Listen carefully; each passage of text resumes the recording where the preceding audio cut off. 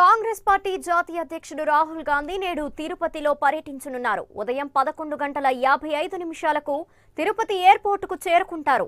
అక్కడి నుంచి తిరుమల వెళ్తారు. శ్రీవారి దర్శనం అనంతరం తిరుపతిలో కాంగ్రెస్ పార్టీ ఆధ్వర్యంలో జరుగుతున్న ప్రత్యేక హోదా భరోసా యాత్రలో పాల్గొననున్నారు.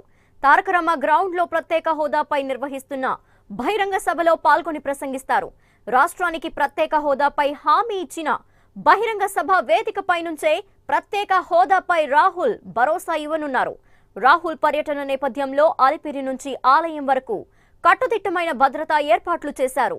మరింత సమాచారం మా రీజనల్ కోఆర్డినేటర్ శ్రీనివాస్ అడిగి తెలుసుకుందాం. శ్రీనివాస్, మరి కాసేపట్లో రాహుల్ గాంధీ తిరుపతి ఎయిర్పోర్ట్ కి చేరుకోనున్నారు. సో ఏ విధంగా ఏర్పాట్లు జరుగుతున్నాయి? అలాగే ఈ రోజు శ్రీవారి దర్శనం మరియు ప్రత్యేక హోదా భరోసా యాత్రలో కూడా రాహుల్ గాంధీ పాల్గొనున్నారు. సో ఏ విధంగా జరుగుతున్న ఏర్పాట్లు?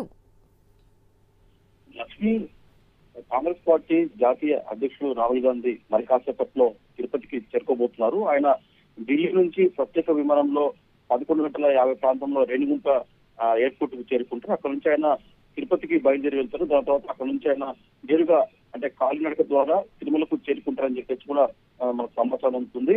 ఆయన దాదాపు 10 ఏళ్ల తర్వాత ఆయన శ్రీవారి దర్శనం చేసుకోబోతున్నారు. రాహుల్ గాంధీ కాలినడక మార్గంలో ఆయన తిరుమల చేరుకొని శ్రీవారి దర్శనం చేసుకుంటారు. దాని తర్వాత అక్కడే శ్రీకృష్ణ విగ్రహంలో ఆయన విశ్రాంతి తీసుకుంటారు. దాని తర్వాత అక్కడే ఆయన భోజనం చేసుకుని దాని తర్వాత అక్కడ నుంచి తిరుమల నుంచి నేరుగా తిరుపతికి చేరుకుంటారు. మధ్యాహ్నం 3 గంటల ప్రాంతంలో 4 గంటల ప్రాంతంలో 3 నుంచి 4 గంటల ప్రాంతంలో తిరుపతి చేరుకుంటారు. తిరుపతిలో జ్యోతిరావు పూలే సర్కిల్ నుంచి కూడా ఆయన ఒక ర్యాలీగా బయలుదేరి వెళ్తారు. ఏదైతే ఇప్పటికే ఏపీ కాంగ్రెస్ పార్టీ ఈ రోజు ఏపీకి ప్రత్యేక హోదా భరోసా బస్సు యాత్ర కూడా ఇప్పటికీ చేపట్టింది. ఆ బస్సు యాత్ర కూడా ఈ రోజు తిరుపతికి చేరుకుంటుంది. ఆ బస్సు యాత్ర ఏపీకి ప్రత్యేక హోదా భరోసా బస్సు యాత్రలో కూడా రాహుల్ గాంధీ జ్యోతిరావు పూలే సర్కిల్ నుంచి కూడా ఆయన ఏదైతే సభాసలు ఏర్పాటు చేశారో తిరుపతిలోని తారకరామ స్టేడియంలో సభాసలు ఏర్పాటు చేశారో దానికి సంబంధించిన ర్యాలీగా ఆయన సభకు చేరుకుంటారు. సభలో కూడా ఆయన ఇక్కడ సభలో పెద్ద ఎత్తున సభకు సంబంధించిన ఏర్పాట్లు కూడా కాంగ్రెస్ పార్టీ శ్రేణులు కూడా పెద్ద ఎత్తున చేశాయి.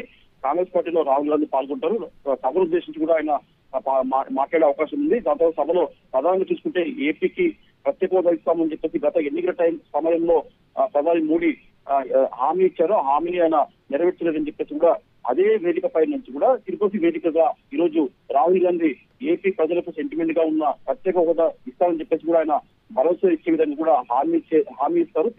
తిరుపతి సాక్షిగా ఆయన కాంగ్రెస్ పార్టీ అధికారంలోకి వస్తే మొదటి సంతకము ప్రత్యేక హోదా పైన చేస్తామని చెప్పేసి కూడా ఈ రోజు ఆయన మరోసారి ఏపీ ప్రజలకు భరోసా ఇవ్వనున్నారు.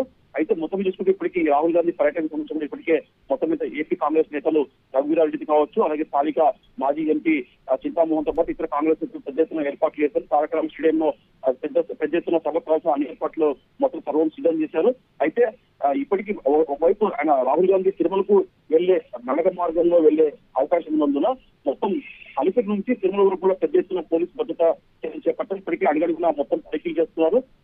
పోలీసు జిల్లా పోలీసు యంత్రాంగం మొత్తం తిరుపతి మొత్తం భద్రతా చర్యలు చెప్పారు. Lakshmi, thank you Srinivas.